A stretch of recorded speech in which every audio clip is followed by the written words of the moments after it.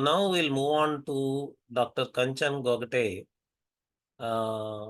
As I already introduced, she is an English literature PhD, and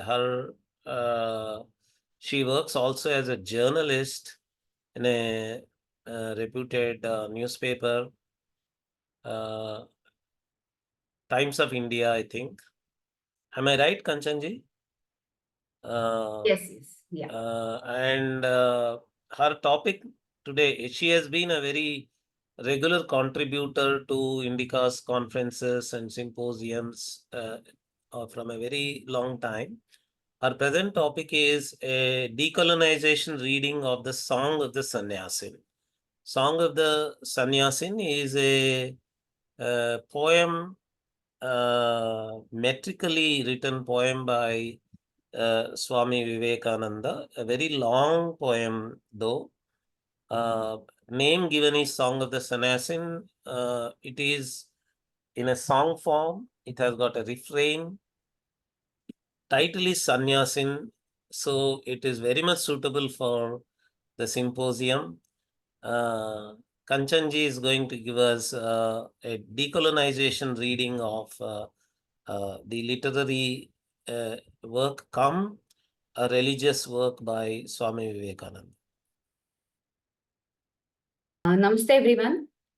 So it is honor to speak about the Sanyasin. I am not a scholar so much of a Vedanta or any Vedantic tradition, but that was very wonderful to listening to the sannyasa across traditions we have covered.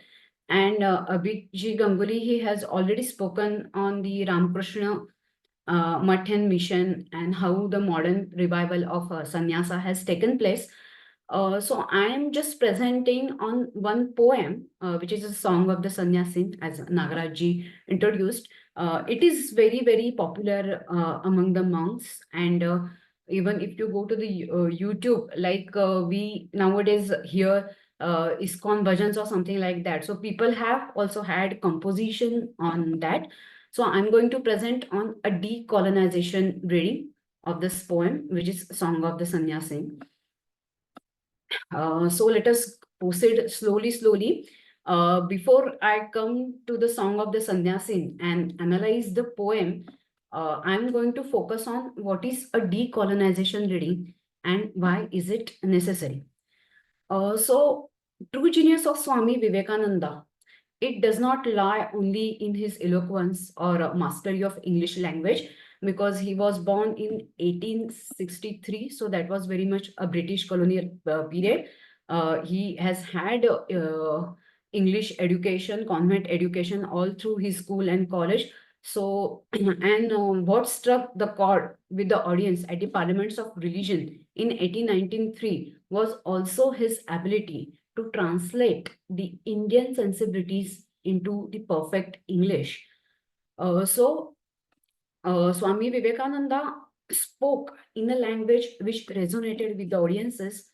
His brilliance was not just in articulating Vedanta, but I think it is more important how he recontextualized Vedanta teachings and made them relevant and accessible in our day-to-day lives. So, Song of the Sanyasin is the striking example of both of these gifts.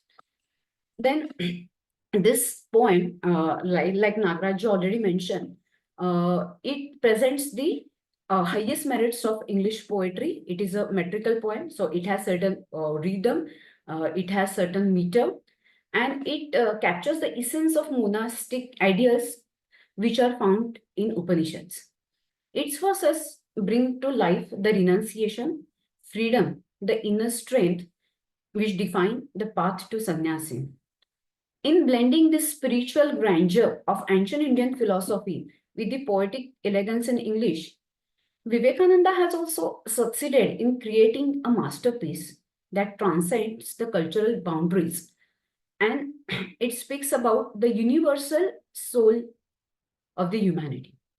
So I think it's a rare fusion where we can see intellectual and spiritual mastery, and that's why it's a timeless and powerful representation of Vivekananda's mission to bridge the gap between the East and the West, to infuse the life with eternal wisdom of Vedanta and our day-to-day lives. So I think the story is very interesting. After Swami Vivekananda delivered his famous speech at the Parliaments of Religion in 1893, and he continued his stay in the West, especially in America, for the next 2 to 3 years. And he continued delivering talks on Vedanta. So during one of these stays, he was invited with a closed group of his devotees in New York in 1895. He had visited one small cottage which belonged to Mrs. Dutcher, and he delivered a number of lectures which are known as inspired talks, which are, I think, published in the second volume of complete works of Swami Vivekananda. So during the 6 weeks of vacation, this in New York, this place lies where he delivered his lecture. It is in on the border of USA and Canada. And in just one sitting, when he it is said that he composed this poem, and you can read. I will actually encourage each of you to read the reminiscences of Swami Vivekananda during this Island Park stay, because people have really, devotees have really described that how this atmosphere was really charged up, and Swami Vivekananda was at his spiritual best. So during that fest, Swami Vivekananda has composed this poem. It is in the one setting that he did it. And what happened at 50 years later, when this cottage was undergoing renovation, and the then Swami Nikhilananda, he is also very famous. He has written the biographies in simple English of Vivekananda, Shardama, and Ramakrishna, among many other books. So Swami Vivekananda heard of this cottage renovation, and he went and acquired that property on behalf of the Ramakrishna Matan mission. And during the renovation, they found out the original manuscript of this poem, which is very interesting. And the poem was already published in complete works. Even the Bengali translation was published. Tamil translation is also very famous because Ramakrishna Matan mission is very active in Madras and southern part of India. Uh, so therefore the original manuscript, it's very interesting, and it is in the custody of Ramakrishna Matan mission in Belur, and it's a delight to see Vivekananda's own handwriting. So this is the story of the song of the Sanyasin. Now we will see that why a decolonization reading of Song of the Sanyasin is necessary, or what is a decolonization reading. So it is essential to reclaim the rich indigenous roots of the text and to understand its meaning beyond the Western framework that belong that have dominated to the literary theory and criticism. So, what is to the other people who don't know what is literary theory and criticism? Literary theory and criticism is especially what we call samiksha in Hindi, Marathi, or Sanskrit. So it is the way through which we read a particular text, or it is the way through which we understand, or try to understand the meaning of a particular text. So there are different genres of literary theory and criticism, and erstwhile what has dominated in reading this text is the Western frameworks of literary theory and criticism. So what decolonization is aiming to do is a decolonization reading is giving to is going to offer us very much Indianized meaning of this poem. So just because this poem is written in English, it does not mean that it has lost the Sanskrit essence. So how the Indian sensibilities are the best brought out in English, and it is not just that Indian sensibilities are brought out in English, but how Swami Vivekananda has succeeded in keeping the very much indigenous spirit in English. Also, this is what we are going to see this. Though when I was doing my PhD, I had done my PhD on Swami speeches of Swami Vivekananda and J. Krishnamurti, And during my PhD, I had proposed this framework, which is called hermeneutics of self-inquiry. So now it is too much technical to get into that those many details. But especially what I had done, that I realized that when we see that Indian spiritual literature in English or Indian intellectual literature, which is especially during the late 19th and early 20th century, especially Swami Vivekananda, Tilak, Aurobindo, Rabindranath Tagore, or those who have done quite a lot of work on the, especially in the Vedanta, the philosophers also and literary masters also. We do not have the authentic framework in English to analyze this text, because all the frameworks which are best or which is in the English departments of the universities, they are all Western. So for example, these frames are like Marxist frame, psychoanalysis frame, colonization, post-colonization, or even eco-criticism that has come. So what happens that if you are trying to apply the Marxist frame or some the frame of psychoanalysis, then you will have altogether different meaning of the text. So what has happened that this has totally altered the meaning of the text, and that has led to gross misinterpretation of certain Indian texts. So if you are reading, if somebody who is trying to, who is not familiar with this tradition and who is trying to read our text, he must get the indigenous view of our tradition, or what we call the insider view of the tradition. And that's why that framework, which was based on our own Mimamsa tradition, which is called hermeneutics of self-inquiry. So I had worked on that framework, which was very much based on this apaurushayatva. In yet another Indica conference, I had just spoken on this philosophy why Vedas are called apaurushaya. Then Shabda Pramana. Then what is the uh, philosophy of language in Advaita Vedanta, or especially of the Nada and Shabda, and how the efforts in modern times were made to facilitate this or facilitate or foster this global dialogue, where we can have the cosmopolitan dialogue between East and the West, where the West will get the authentic, indigenous, and inside view of the Indian tradition, and where our meanings are not generally misinterpreted or misconstrued. For example, the word, I feel the Sanyasin, the title, Song of the Sanyasin, is very much necessary. It was very much possible for Swami Vivekananda to translate that it into a monk, but he did not do it. He retained the Sanskrit word Sanyasin because it is very much rooted into the Upanishads. Again, it also is an embodiment of Swami Vivekananda. At that point of time, Ramakrishna Math and Mission was not formally founded, but it was, the process was ongoing. And so we have seen, Abhijit has explained that the emblem of Ramakrishna Math and Mission is Atmana Mokshartha Jagat Hitayacha. So here Swami Vivekananda is very much distinguishing between the missionary concept of service and seva dana, or I had also written in one of the answers, an Indian concept of giving somebody, which we can either call now karma yoga. We are looking it into limited context, but karma yoga is very, very wide. Then seva or dana. So what is the common principle? The common principle in Indian philosophy of service is that when you are doing good to the others, you are not doing good to the others, you are helping for your own self purification.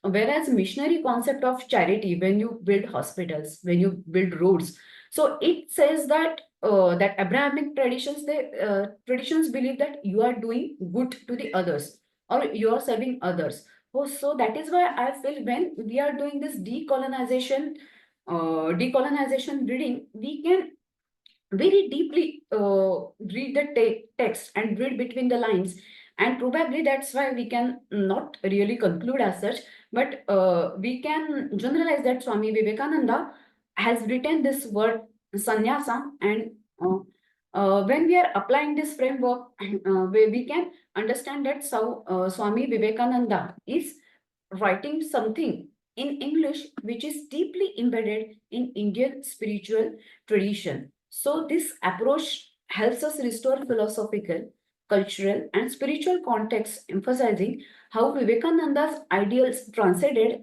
the colonially imposed categories and spoke about the eternal values of Vedanta. So, through this, we not only reclaim the texts or poems, the original intent, but also contribute to the new global understanding of which is rooted in indigenous thought. So now come to the what is decolonization. So decolonization, it's little technical. Decolonization is a product of post-colonialism. Post-colonialism is the movement that emerged on the scene generally in the Western academia, philosophy, or even in India. It parallelly emerged in late 60s or 70s. So it was just about totally resentment to the colonization or breaking the shackles of the colonies. And Britishers had ruled all over the world. Therefore, this post-colonization is not just limited to India, but in Africa, even in Australia. Yeah, so in Commonwealth countries, we can say that this post-colonization is very famous. But this poem was not written in post-colonial period.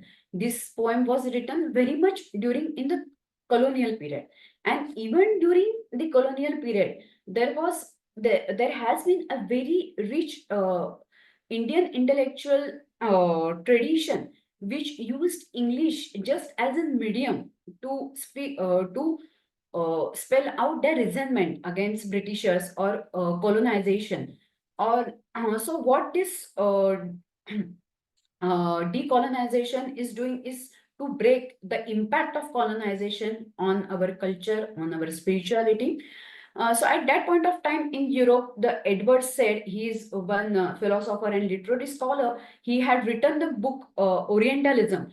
I also remember, I don't know, in one of so many lectures, I had heard one lecture when Irvin Arnold, he had written this Light of Asia book on Buddha. He was also forced to write the book on Christ, which is called which was called later the Light of the World. But the kind of popularity that he earned through the Light of Asia, which we called. So that also, if we, for example, use this post-colonial lens, then we can also interpret that that European or Western period, they used to look at the Asian literature, which was something a kind of inferior or something which is hidden. And that's why we have the voices that have emerged from the colonies where Britishers ruled, and they were talking about their opposition and resentment to getting to this British superiority to their culture. So there are and now I'm, because of the paucity of time, I'm not getting too much into the technicalities of this post colonization.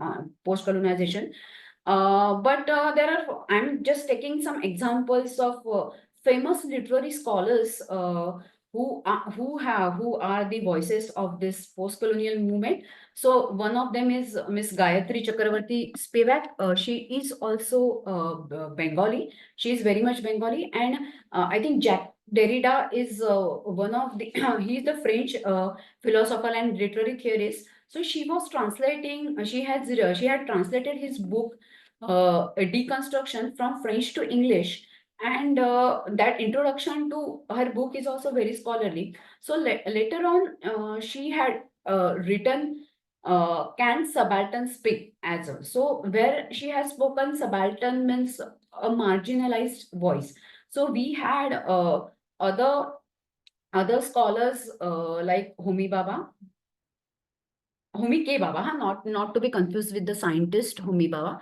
Homi K. Baba, who introduced the concepts like third space, hybridity, or I have already referred to Gayatri Chakravarti Spivak. She has written her essay, is very famous in philosophy and literary circles, where she is talking about the marginalized voices. Then we have Pritesh Chakravarti. I have not taken him here, but we also have Gauri Vishwanathan, one of the prominent post-colonial voice. Then we also have Ashish Nandi, who has spoken about how the psychological trauma emerges between the colonizers and the colonized. But the point is that before all these names that I have given, they belong to late 1960s or late 1970s. But the process had started in the colonial period itself. That started with maybe much before, or starting with Raja Ram Mohan Roy and other intellectuals like Gandhi, Tilak, Bipin Chandra Pal, then Swami Vivekananda, Aurobindo, who had translated pure philosophy of Vedas and Upanishads into English, and they kept the Indian ethos very much intact. I think there is one nice book that was written by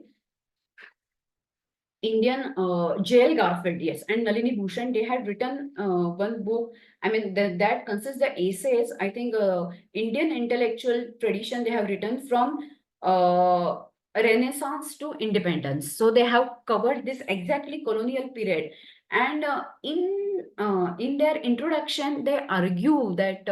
That was the best period of Indian intellectual tradition in English, which how it has retained that Indian ethos, how it has expressed their resentment to the colonized civilization, and how they have succeeded in keeping the indigenous ethos intact. So I think that much of introduction is enough for post-colonialism or decolonization. Now, before going to the Song of Sanyasin, briefly, I'm delving on the decolonization of literary tradition. It is a little bit of excerpt that I had done during my PhD, where I have chosen 3 to 4 representative books of philosophers and literary scholars who have made this Sanskrit criticism or our tradition of Mimamsa and its application its applications universal totally. So how we can have our texts which are rooted in Indian tradition, and how can they rather interpreted and their meaning can be extracted, which is deeply rooted in Indian ethos. So we have a very rich Indian commentarial tradition, which we call Tika Paddhati. It involves interpreting them through the commentator's philosophical or philosophical religions range, and they have contributed to the dialogue over time. Commentaries are dynamic shape in shaping and reflecting the intellectual and cultural context in which they were written. Indian literary criticism. I mean, for example, we can take Bharat Muni's Natya Shastra. It emphasizes on aesthetic qualities of literature, the form and the style. So we have Alankara Shastra. We have so many texts which are written, which talk about the aesthetic qualities of the text. So in modern times, we can take the example of literary scholar Kapil K. Kapoor. He has written many books on this modern discourse. So in one of the texts, in text and interpretation in Indian tradition, he examines the Indian interpretive community, highlighting shared frameworks of Brahmins, Buddhists, and Jains, and how the understanding of sensory experience and languages takes place. So he discusses how these different schools address the complexities of meaning in verbal text through the Shastra Paddhati, and detailing typologies of meaning and interpretive instruments like Shabda Pramana, I said verbal testimony, or grammatical rules. So what is he saying? He is giving us the application of Shruti, Smriti, and Kavya, and he is showing us, demonstrating that how it is relevant the universal applications of Shruti, Smriti, and Kavya from Indian traditions are possible, and which can be possibly applied to any text. Then V.K. Chari, he has written one book which is Sanskrit criticism. It is also a powerful case where he has made the principles of Indian literary criticism which are applicable universally. Then Makrand Paranspe, I think most of you have often seen him in Indica platforms also. He was the professor of English literature in JNU, and he has also written a lot on decolonization. And he has given us one concept where he is talking about the Swaraj. So here he is not just, though he is a literary scholar, he is not just talking about the Swaraj or decolonization in the arena of literature, but he is talking about decolonization of totally the colonial impact on our culture and our mind itself. And so Swaraj is a multifaceted framework that leads us to self-rule and self-realization. This is what Panashpit says. I would also like to briefly mention the Sri Aurobindo, because Sri Aurobindo was one such scholar. He is often overlooked as the literary critic, but he has also given us he's the person who he had the mastery over English, Sanskrit. He also understood and I think spoke French quite well. So he also knew Latin. So he knew he was very much very much author of and literary critic, and he has written one essay interpretation of scriptures where he has also laid down the rules on how Indian texts are to be read. And then in future poetry, I think that was his reply to Collins, who was, I think, in 1920s. That book had come where he has written about a poetry, how it should be read, and he has written how poetry is the means to the accessing the higher states of consciousness. So he has also elaborated on the kavya, the words like rishi, kavi, because Vedas are nothing but Vedas is a poetry. We even in English we call the verses of Veda. So now let's come to the Song of the Sanyasin. But that was very beautifully recited. Because what especially, I'm not a good singer, so I'm not able to recite it so nicely as you did. And secondly, yes, there are versions on the YouTube, but somehow we are talking about decolonization reading, and their accent and the way of presentation and composition of this song is very much British. I mean, so that would have been totally contrary to this topic. So I just wanted some Indian version being played. So now let us come back to the this decolonization reading of the Song of the Sannyasin. It is a very, very long poem.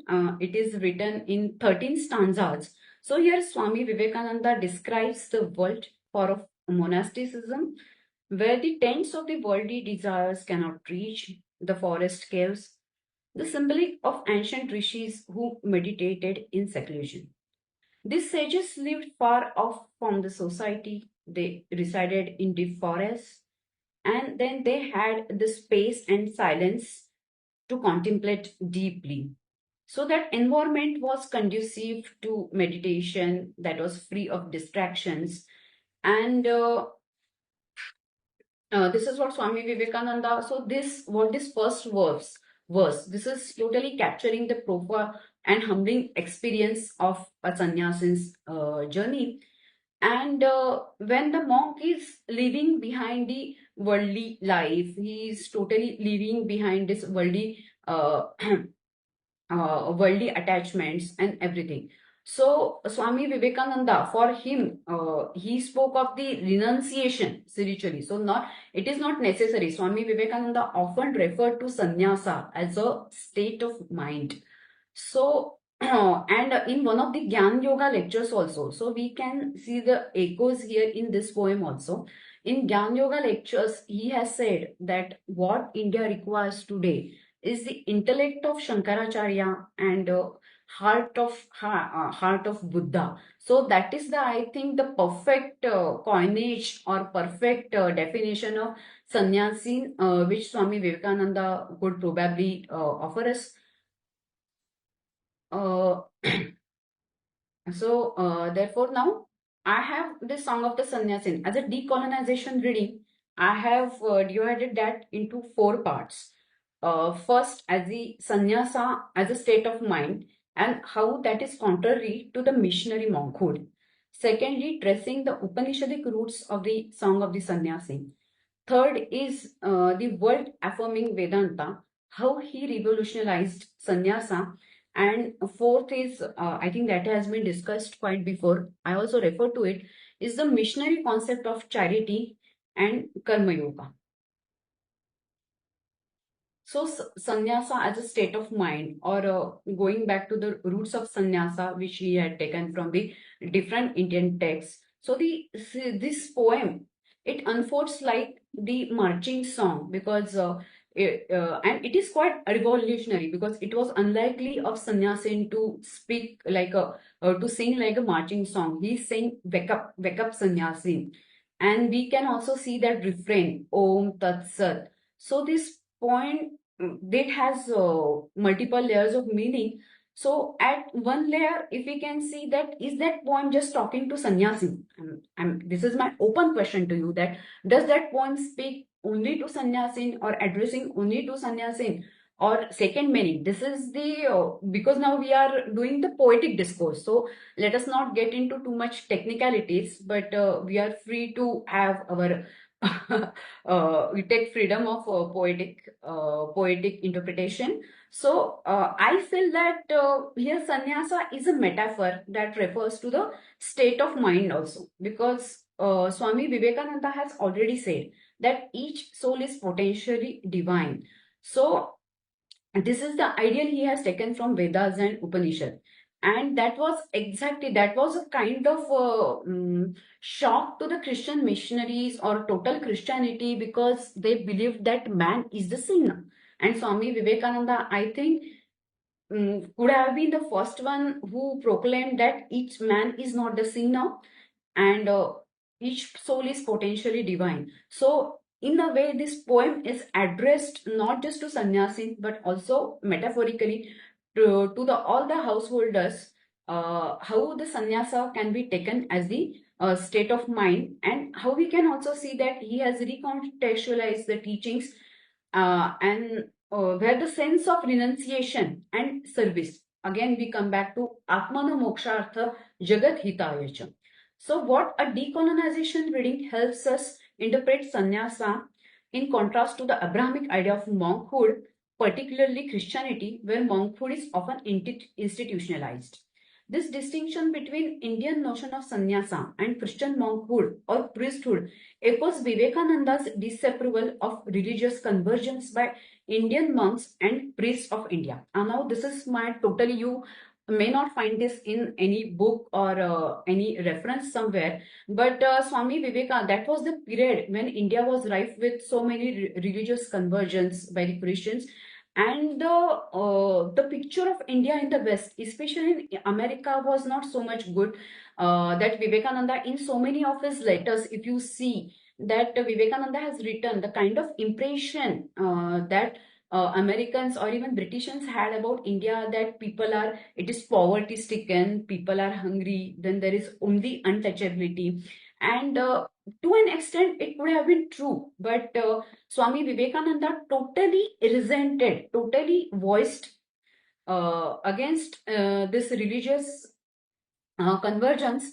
And it was quite so we can also reinterpret this word sannyasa, which is contrasted against this missionary idea of monkhood. He had delivered one address which is called religion is not a crying need of India, which he delivered in Chicago. And I think that was quite, let's say, audacious of Vivekananda to speak so clearly, to go to the Western country and speak against them, or what he did not like. That was quite a courageous. If we go back to 1890s, and then he said that religion is not a crying need for India. So what India needs is bread and butter, but India already has its very rich intellectual and spiritual tradition, and what India required was spiritual realization and awakening, and not the missionary religion. So in this framework, monk is typically bound by specific doctrine and communal practices of any social institution. But in contrast, the sannyasi is a true renouncer who has relinquished totally his worldly attachment, the societal expectations, and he is set out on the journey of his spiritual truth. I mean, if you study the biography of Vivekananda, I also feel that it reflects Vivekananda's own journey, because Vivekananda is not a name that he assumed all of a sudden. During his conversations with Sri Ramakrishna, we see him being addressed as his pre-monastic name, which is Naren, all through. And when we have seen Abhijji has already delivered his lecture that how Ramakrishna Math and Mission was formed. So that was a tough period when Sri Ramakrishna passed away and he was in the process. They had already taken the vows for sannyasa. And Swami Vivekananda was almost sometimes on foot or train. He explored India, and that was, he was not famous, quite an unassuming monk at that point of time. And he was given, he had assumed the name of Vividishananda. So that's it. Vividisha is a kind of mumukshu who has not exactly realized the truth, but somebody who is exploring, who is a wanderer, and who is in search of truth. So he is not attached, but he has not exactly found his enlightenment. So that is the process of Sanyasin that he defines. And I also feel at another level, Sanyasin is someone who embraces the spirit of renunciation in life. So he can also be the householder. Now, uh, the second is about tracing the Upanishadic roots of sannyasa. I think I have missed that slide here, but okay, I will just go on. So this refrain, Om Tat Sat, it is the very much essence of the. Kanchanji, are you coming to the conclusion? Yeah, I can. Yes, I can. If for lack of. Please, Yes, I can. please wind up as soon as possible. Okay. Yes. So just in next 2-3 minutes, I will find it up. So second is tracing the Upanishadic roots of the song of the Sannyasin. So he is taking one of the Tattvam Asi, or that thou art. That is the refrain that we see in the each stanza. So that is taken from the Chandogya Upanishad. Then again, this wake up note that in the beginning that we have seen. So Vivekananda's famous doctrine that arise, awake, and stop not till the goal is reached, that is taken from the Kathopanishad. It is of the story of Nachiketa.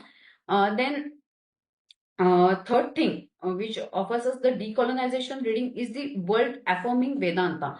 Now, Swami Vivekananda's tradition belongs to the Advaita Vedanta tradition, and Ramakrishna Math and Mission Sannyasins also consider themselves to be then extension of Shankaracharya's concept of sannyasa. But there is one scholar who is, who is not, he is not saying that Swami Vivekananda's concept of sannyasa is not rooted in Shankaracharya, but his scholarly works, Swami Medhananda, he's exploring his scholarly works where Swami Vivekananda differs in his concept of world. He calls Shankaracharya's Vedanta as world denying Vedanta, because Jagat Mithya. Now there are so many scholars who will again say Jagat Mithya means it's not denial of the world, but how Swami Vivekananda recontextualize it, so that also we can see that how you cannot be indifferent to the world. This is the way I have interpreted in the poem. And the last is the key difference that I have already spoken, so I will not dwell much deeper on that, which is the difference between the missionary concept of charity and karma yoga. So in conclusion, I can see there are so many verses which where he is talking about the karma yoga, and he, for example, he says that who sows must reap. So he is talking about this cause and effect relationship, which is also in his we can see in his karma yoga and Jnana yoga lectures. So here basically important that missionary concept of charity is doing good to the others, whereas in Song of the Sannyasins he is especially talking about the karma yoga or the principle of seva, which is talking about when you serve the others, you help yourself, and it is for the self purification. Thank you. Kanchanji, thank you for a very elaborate and detailed presentation about the Song of the Sanyasin. Uh, it was a lot of theory of decolonization and a lot of discussion on decolonization reading of English literature has been covered around the Song of the Sanyasin. You had very short time to cover the actual Song of the Sanyasin topic itself after such a detailed theory background. But that was good. That was a very good addition to the symposium on Sannyasa tradition.